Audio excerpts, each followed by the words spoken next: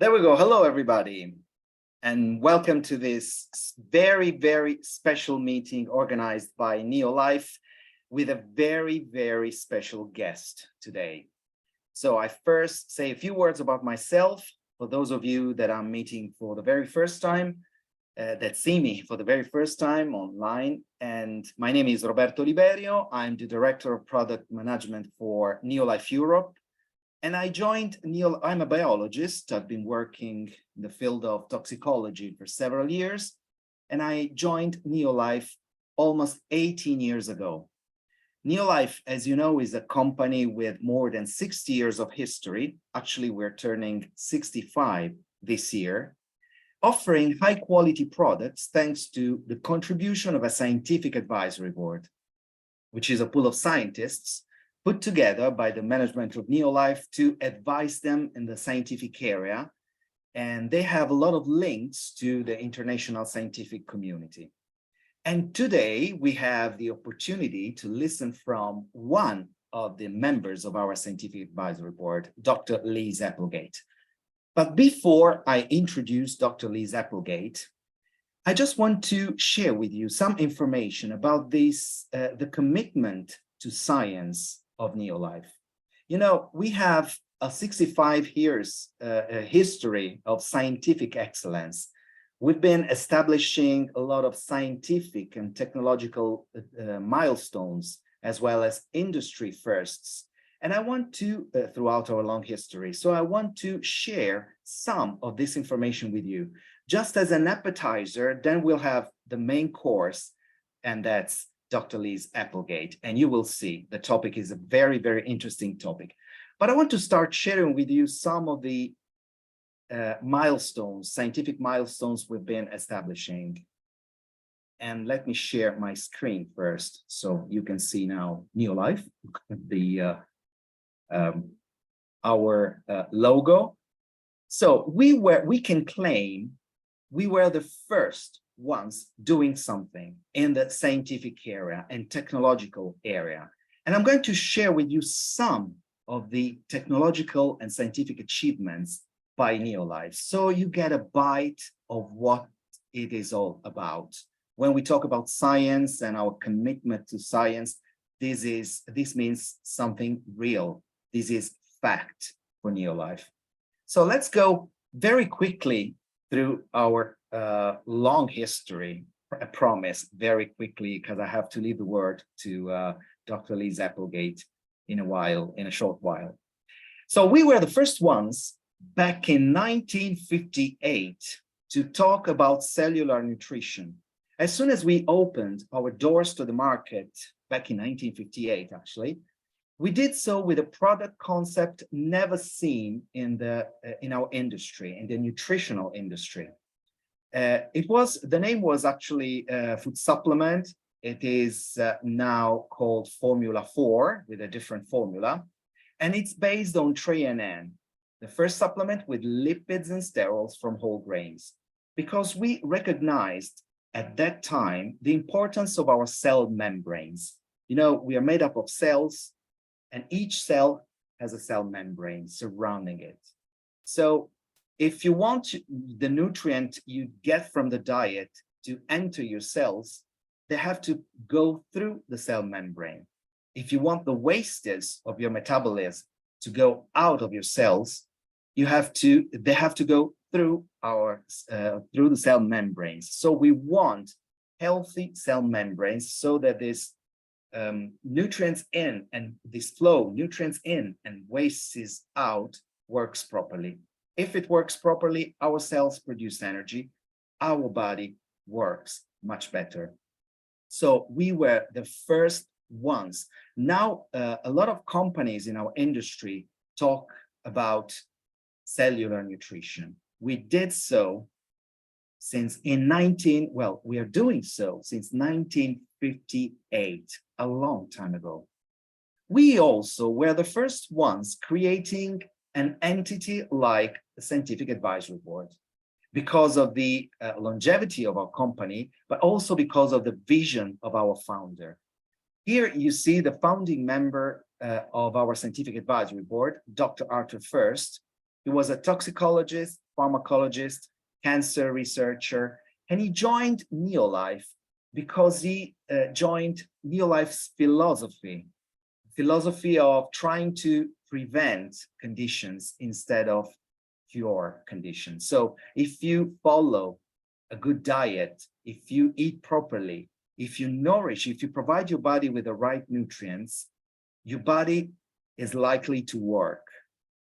If you don't, then you have to, then you will start developing a condition, and then you have to start treating a condition. So he joined this philosophy a long time ago, and he created the Scientific Advisory Board. I will show you a picture in a while.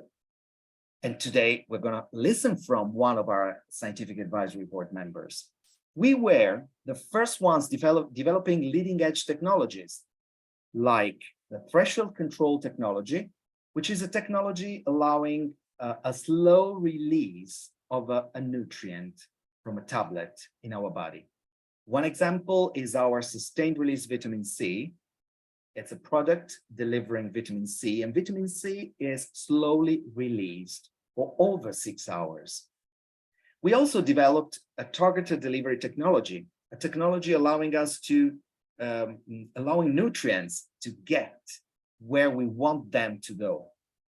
So, for example, garlic allium complex or a product like Acidophilus Plus. Acidophilus Plus delivers good bacteria that need to go to your intestine to work, but they have to survive the acidic environment in your stomach. So we developed a specific technology. I'm not going to go deeper into the explanation, but we developed a very specific technology called Gel Guard, protecting the bacteria when they pass through the stomach acid. So they get to the intestine alive, ready to create healthy colonies. And this was possible, these technologies were possible thanks to a unique laboratory apparatus that was developed by our in-house staff, the artificial stomach, laboratory staff, artificial stomach. It is something that mimics what happens in our digestive system when we swallow a tablet or a capsule.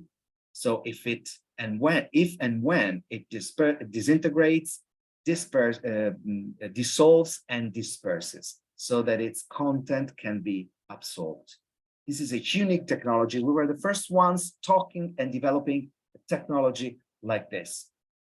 We were the first ones back in the 90s recognizing the protective power of fruits and vegetables.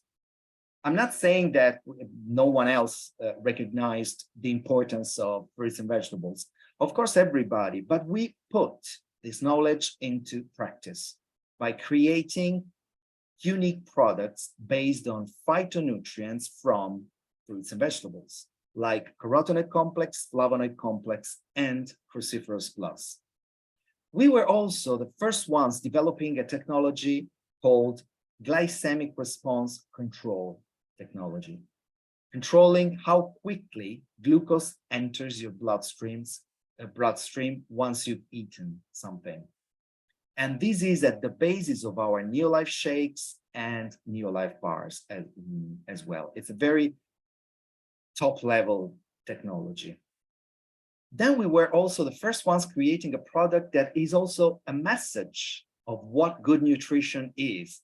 Pro Vitality Plus, delivering lipids and sterols from whole grains, carotenoids from fruits and vegetables, omega-3 fatty acids from omega-3 rich fish, and minerals and vitamins in addition. So this is a product actually delivering a selection of nutrients from all those foods that all health authorities are recommending us to eat the most. So it's a message of what good nutrition is. And we were also the first ones, and as far as I know, we are still the only ones in our industry to create certified organic skincare products. Products that are based in nature, like all the others, and backed by science, products that respect the environment and nature, in terms of sustainability, when we gather and collect all the herbal extracts and algae and seaweeds, water as well, seawater. And also, and these products also respect the nature of your skin. These are the ideal ones to use. And we were the first ones in our industry thinking and developing these products. So all this long history of scientific excellence was reported and is still continuously reported on scientific journals, because we have a lot of articles published on scientific journals, and the authors are some of our SAB members, like, for example, the American Journal of Clinical Nutrition, or we were quoted also in the New England Journal of Medicine, specifically one of our studies talking about omega-3 salmon oil plus was quoted. And this one, especially the New England Journal of Medicine, is one of the most prestigious scientific journals in the world. So thanks to this commitment to science, we have products that are based in nature and backed by science. And actually, we have products, we are committed to science. We have products that are based in nature and backed by science, thanks to our scientific advisory board. You see there Dr. Arthur first, and then you see a wide array, a wide spectrum, as we have for our supplements actually, of scientists. And we have one of them talking to us tonight. And I'm talking about Liz Applegate. Dr. Liz Applegate, she is a renowned expert on nutrition, sports nutrition, and fitness. Her passion and enthusiasm for educating people on nutrition, fitness, and health has been acknowledged by numerous awards for teaching, research, and service. You know, she's going to talk about the health crisis, focusing on diabetes and pre-diabetes. Very interesting. And how good lifestyle, and nutrition can help win this challenge. So let me interrupt sharing my screen, because now we can see her. It is a great pleasure, our great pleasure, to listen from our SAB, Dr. Liz Applegate.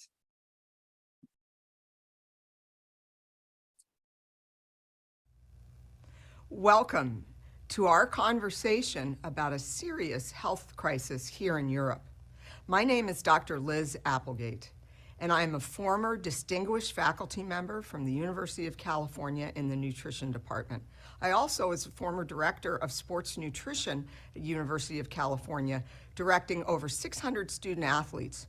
My main role at university was to educate, to give students, other professors, and even physicians an outlook on chronic diseases and how they develop and what we can do to prevent their progression. I also am a member of the Scientific Advisory Board, which is quite an honor, and I'll mention more about them later, but that's my main role now. Well, when Roberto asked me to come and speak and discuss the health crisis, I jumped on it. The health crisis here in Europe is diabetes. Diabetes, probably heard about, is a dysregulation in your own blood sugar levels or blood glucose. Some 61 million people currently have diabetes, and another 69 million, so an additional 8 million, will be developing it by the year 2045. So we're not slowing the trend down. This is one of those chronic lifestyle diseases. We spend upwards of 190 billion, translated to US dollars, in healthcare costs. So what other stats do we have that I want to try to impress on all of us here listening, that this is something we need to sit up and take notice?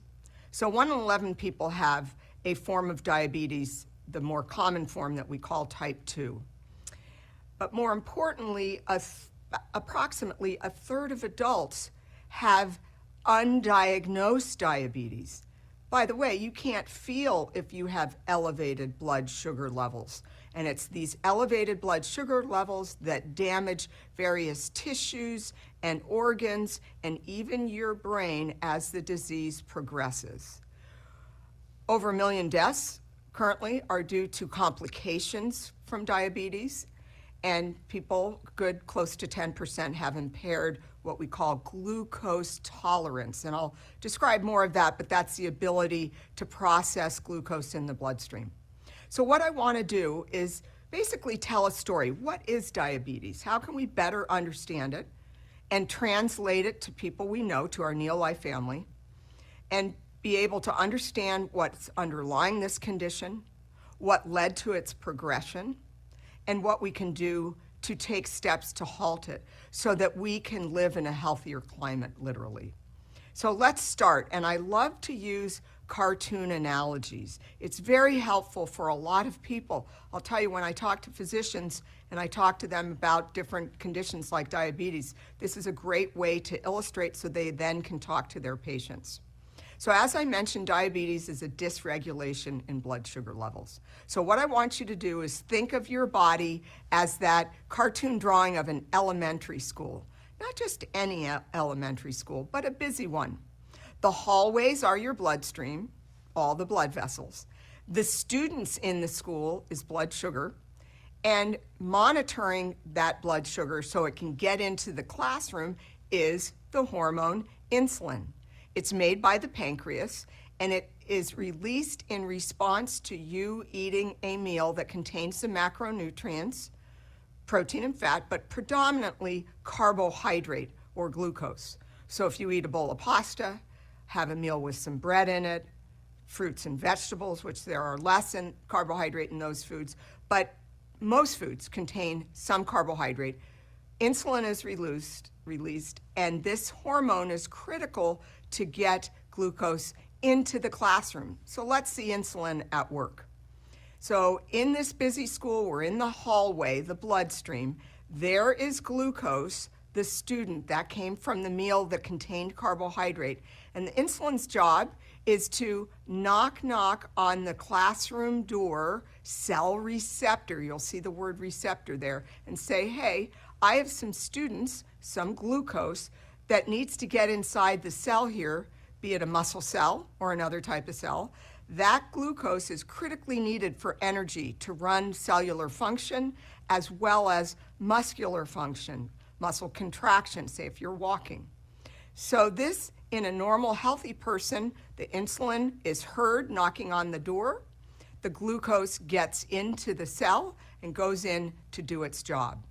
So let's step back from this classroom, busy elementary school scenario and look at blood glucose response. If I were to measure a person's blood glucose response to eating a meal, we would measure blood glucose on the y-axis and across the bottom, time. So if you eat a meal, just beforehand we measure your blood glucose level, do a little finger prick and measure the glucose in your blood. And now some fancy watches are close to being able to measure that. We see that the glucose levels rise in response to the meal. They start just below 100, and they rise up to around the 130-ish mark. Insulin is released, insulin knocks on the door, and ushers the glucose into the cell. This is how it works. And then we go back our merry way and wait for the next meal to occur. However, there are conditions, in particular a very serious one called type 1 diabetes. Complete lack of insulin. There's no hall room monitor. A person consumes carbohydrate, glucose is in the bloodstream, and it has nowhere to go. The cells are literally starving. This form of diabetes comes on acutely for the most part. It's due to genetics, an autoimmune disorder, and there's a lack of insulin, and the only thing to do is to literally hire some substitute hall room monitors. So bring insulin in via an injection or an insulin pump that can be titrated closely to the amount of carbohydrate that a person is consuming. Typically in young people who suffer from type 1 diabetes, they're on an insulin pump or another way to deliver insulin, and this is tightly regulated. You don't want glucose to accumulate in the bloodstream. We'll get back to that, and keep thinking. Busy elementary school, unattended students in the hallway. Well, this represents type 1, only 1 in 10 approximately people suffering from diabetes. The other form of diabetes starts as insulin resistance. A person eats a meal, glucose gets out into the bloodstream, and slowly over time, day after day, the insulin just is not that effective. It's knocking on the door. In fact, it's banging on the cell receptor, the door into the classroom. And it keeps going, and the kids in the hallway don't have much to do, and so the body is thinking, wow, I need more energy. A little bit might be getting in, but I need to eat more. And that actually is what happens. More insulin is secreted, straining the pancreas. And there's that glucose thinking to itself, I have nothing to do. Quite a problem. Eventually, the glucose does get into the cells, but what you're dealing with is elevated blood glucose levels in the presence of some ineffective insulin and cell receptors. And this, just like with type 1 diabetes, is very problematic. So let's go back to our blood glucose response curve. Here we have the normal response. It doesn't go up over 140. Well, a person with type 2 diabetes or developing it with insulin resistant, they start with an elevated blood sugar level. Their level of students in the hallway is already higher. It's just below 140 usually, right around 125. You eat a meal, blood sugar levels rise even higher and take much longer to descend back down to that pre-meal state, and that's because the insulin is really not working effectively. The receptors are not responding. There are many things going on here, but keep in mind, this is the most common form of diabetes, type 2. The onset of this form is typically in the adult years when a person is deconditioned, out of shape, overweight, not eating well. It also can happen in teen years. Unfortunately, we're seeing this due to obesity, and I'll touch on why that plays a role. But let's get back to, well, what's such a problem with elevated blood glucose levels? And by the way, you're only going to know your blood glucose levels if you have them measured with a glucose blood test. And you can't feel if it's elevated. Why is that a problem? Well, let's think of those children in the hallways, those students with nothing to do. They're idle. Well, they peel off the wallpaper, if there is any at this school. They scribble on the walls. They damage things. Elevated blood glucose levels damage arteries, and this leads to cardiovascular disease by damaging the endothelium lining, the surfaces of that hallway, all those hallways going to the body cells. Poor circulation. As the blood vessels are damaged, blood doesn't flow that well to extremities. You run the risk of amputating toes, feet. It's very tragic. The blood vessels in the eye grow in hopes of improving circulation, leading to blindness. And this sugar-rich blood, it's basically what the bugs or bacteria love on the surface of your skin, and you have a small wound, and it's not going to heal because it gets infected. There's also a second consequence, or an additional consequence, that we're noting to type 2 diabetes, and a new phrase is being used of type 3 diabetes, and that is elevated blood sugar can lead to a dementia, damaging of the blood vessels and neurons in the brain, in part due to elevated blood sugar levels. So you can't feel this, but it's quite dangerous. So the question is, why do receptors go bad? What's happening?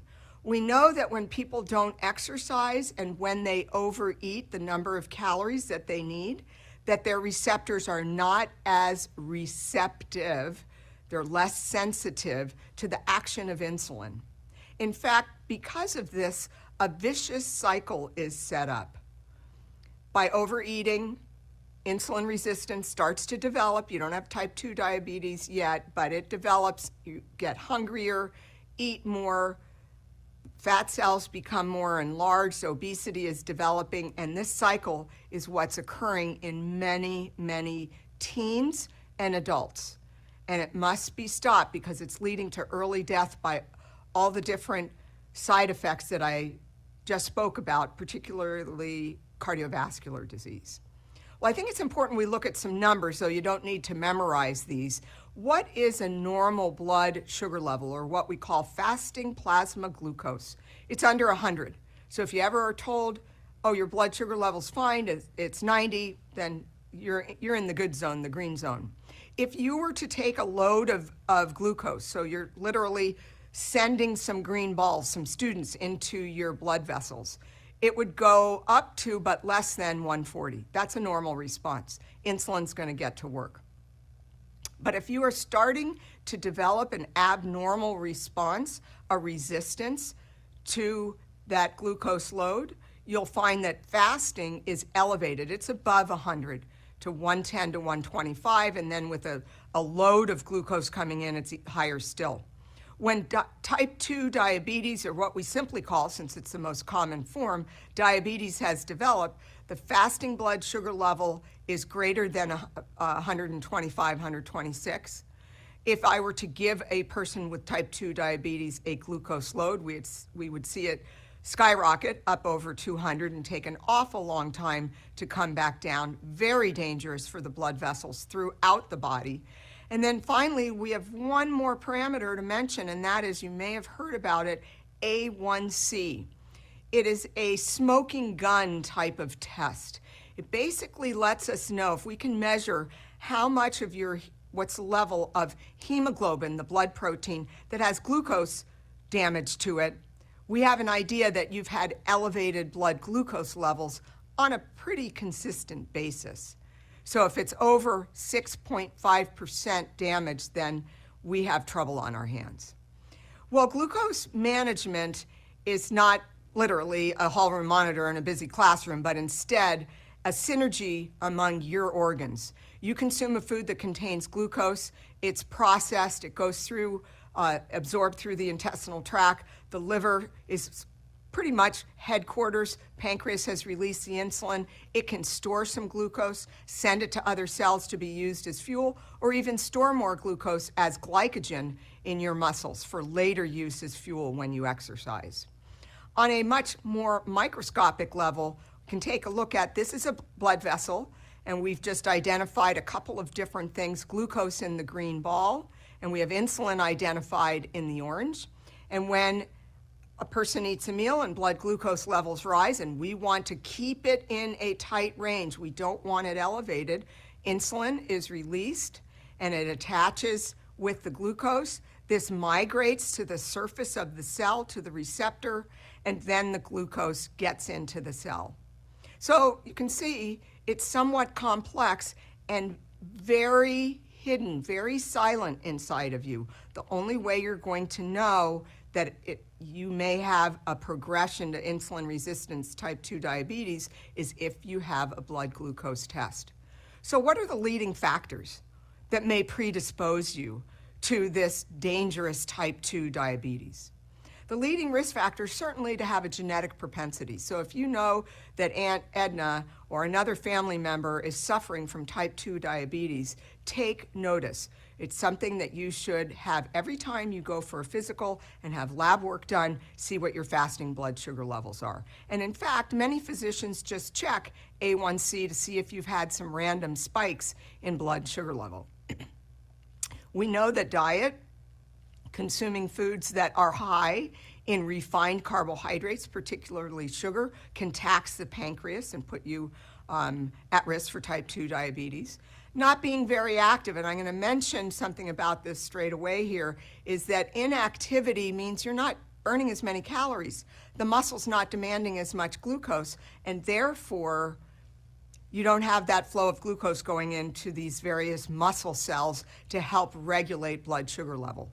Being overweight is another factor. So all of this can lead to glucose imbalance. How do we prevent the progression? This is so important to understand. Research shows that when you are inactive, you are dangerously at higher risk for type 2 diabetes. So you can slow that progression down, reduce your risk over 50% by exercising 30 minutes a day, 5 days a week. This means a brisk walk. Get on your bike and ride. Take a fun swim class. Do some other aerobic type exercise as well as strength training to help your muscles utilize that glucose. Losing some weight, shrinking those fat cells back down. And we're not talking dramatic weight loss, but 5 to 7% of your current weight if you are overweight or obese. This can mean 5 pounds, 7 pounds, 15 pounds. It depends, but just that little bit can lead to an improved action of insulin. And of course, eating healthfully. Let me say a word about exercise. Let's go back to that cell receptor door.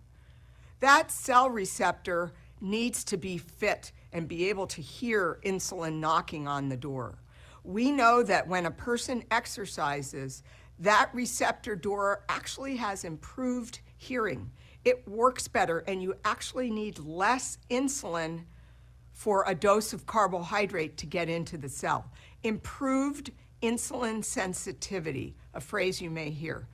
Exercise is critical to this equation.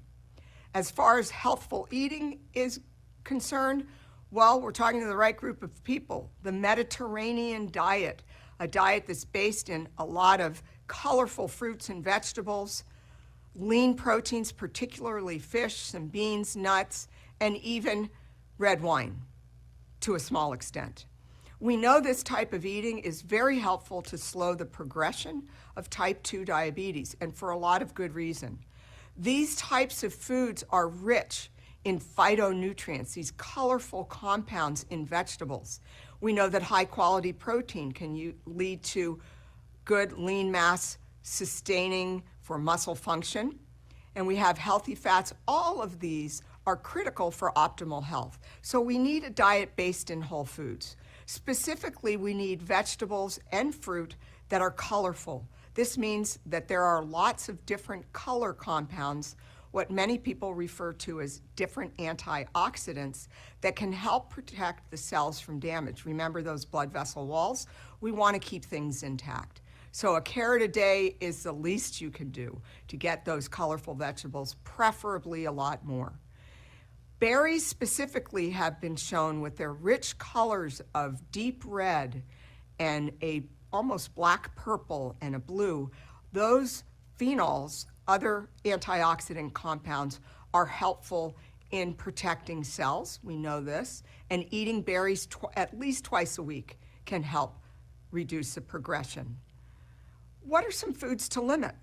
Well, this is a picture that I have a hard time saying, don't eat these, but reality is you need to limit the amount of refined carbohydrates that you are consuming. So just take a look there. We have white bread, we have pancakes, we have pasta, sugared soda, we have sweetened yogurt, we have gumdrops. No, you can't make a green gumdrop or an orange one count as a vegetable or a fruit. That doesn't work that way. These foods high in refined carbohydrates, specifically sugar, we know can progress the system to insulin resistance. So you might think, well, I don't eat 5 sweets a week. I'm doing okay. We mean more than that.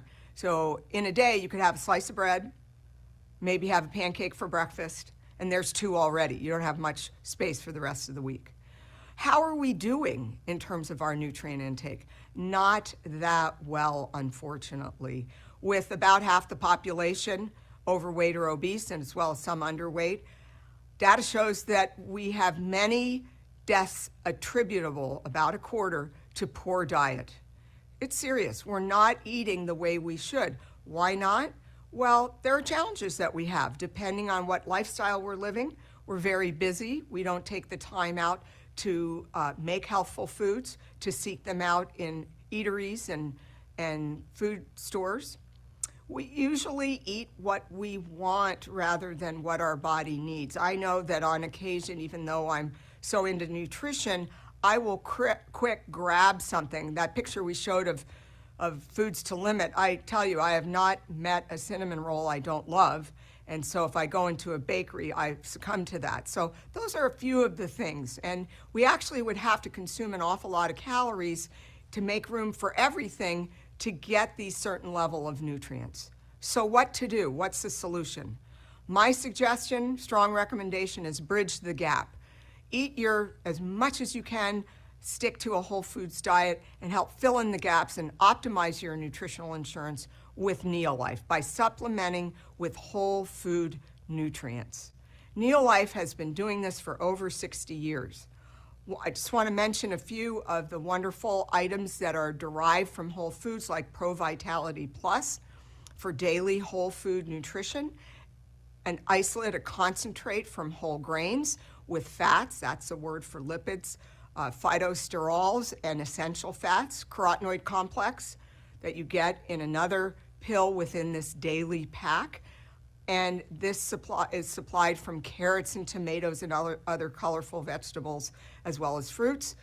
8 omega-3s, so a big profile rather than the 2 omega-3s we often see in most dietary supplements. And then 18 essential vitamins and minerals.